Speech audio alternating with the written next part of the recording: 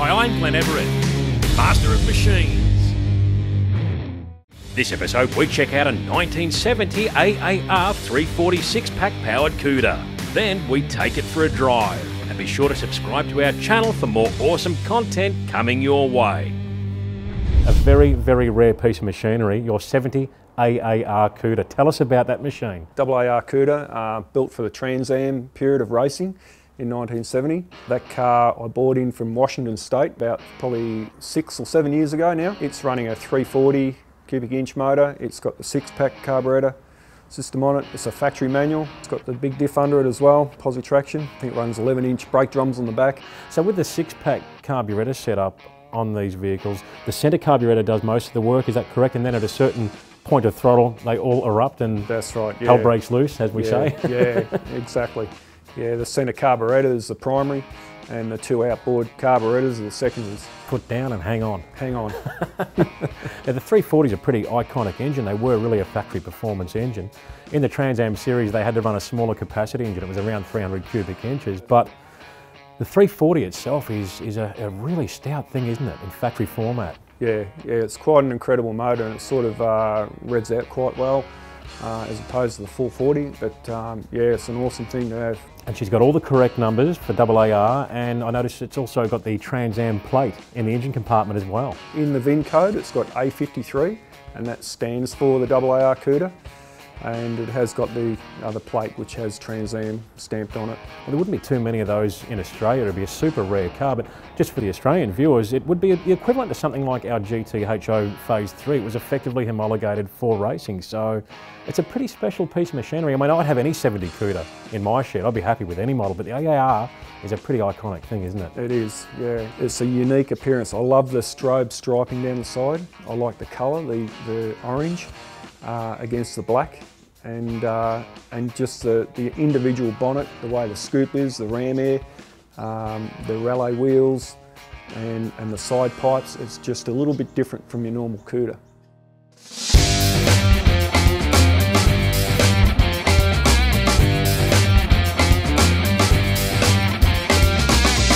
Well, there sure is a lot of box ticking going on today, and I'm ticking another box with this car here. This is Rick's AAR Cuda. A super duper rare car in manual format. They made about 1,100 of them, so they are very, very rare. The AAR Cuda is effectively what our GTHO is in Australia to the Americans, along with the Z28 Camaros and your Trans-Am Challengers and those types of cars that were developed for the Trans-Am racing series over there. It's an interesting story. Plymouth decided to go racing and take on the likes of Ford with their Boss Mustang and also Chevrolet with their Z28s, who had won the championships in the previous years.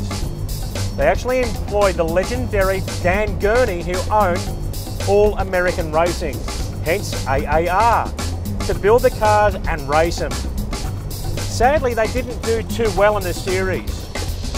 They were fast and they qualified on pole on the odd occasion, but unfortunately they had durability and reliability issues and very rarely finished a race. If they did, they'd limped home.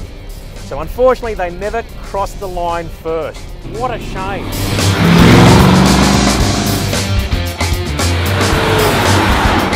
They were jam-packed full of goodies, these AARs, an amazing car. All the hot-rodded bits they needed to go racing. In the Trans-Am series, you effectively had to run the stock body. It had to look like factory externally. You also had to use this stock block when it came to engine configuration. Now that was interesting because these engines came out the 340 cubic inch option and the 6-pack carbs. They made about 290 horsepower and ran a mid 14-second quarter mile. Now Chrysler undertook a huge development program for this engine for Trans-Am racing.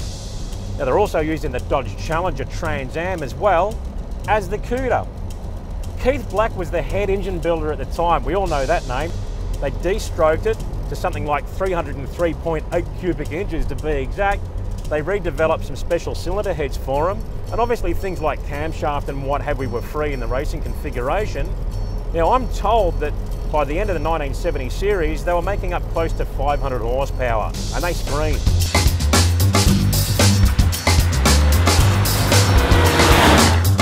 There was all sorts of other interesting goodies on the car too. You had the eyebrow front spoilers. The rear you had a bobtail spoiler. They had a unique side pipe on these things too. Very purposeful. They had that big fresh air hood scoop which pulled in all that air directly into that air filter into the 6-pack carbs. Now it's interesting, when I drive this car, as much as I love the big bad black 68 Dodge Charger, this car I feel a little bit more at home at. It's a little bit more compact. It's not as long. It's tighter in the suspension. It just feels a little more me when it comes to a driver car.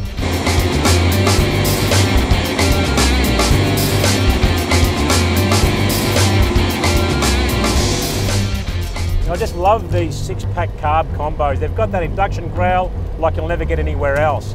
It's not quite like the 440 because it's a smaller engine, but it's still got a nice induction growl to it like this.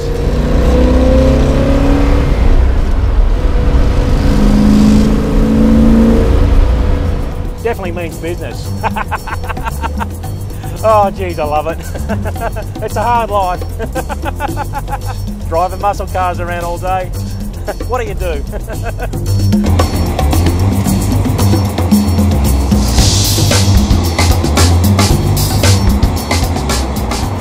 It's funny, when you drive this car, you almost feel like you're stepping into an Australian VH Valiant.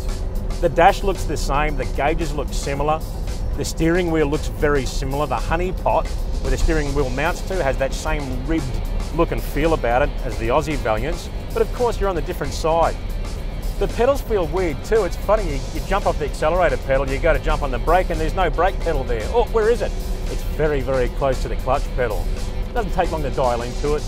Once again, this car has also got that unique and iconic pistol grip shift. Don't you love that? It's almost like you're driving a muscle car, but you're also in the Wild West as well when it comes to shifting gears.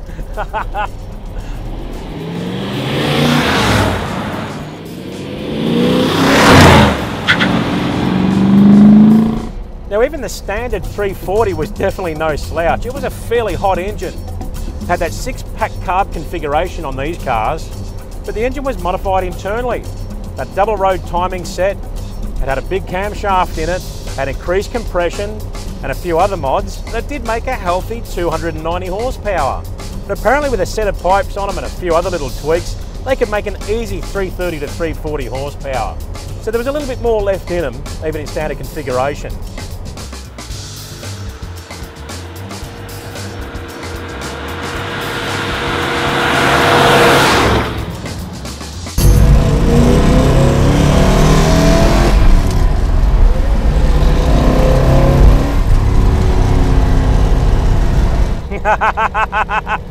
Yeah, sorry about that. It doesn't hurt to check and see if the carburetors are working properly. We need to know if they're opening or not, don't we? In case you have to overtake or something like that. One thing Chrysler did was they always built really good engines. And of course Plymouth was lucky enough to have them.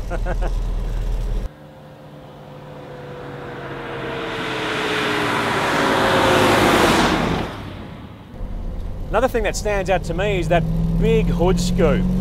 You know when you look out over the bonnet that this thing means business. You're in a car that was developed and designed as a platform to go racing with. This ain't no cooking model that was designed to go down and pick up the shopping with. It was designed to go and compete against Ford, GM, AMC and all those teams on the racetrack. I can't imagine what these things would have been like on the racing circuit, all set up, the big banger engine, all the gear. They would have been absolutely sensational. I reckon Dan Gurney and his teammate would have had an absolute ball. Bit of Mopar muscle on the racetrack. Oh, hell yeah.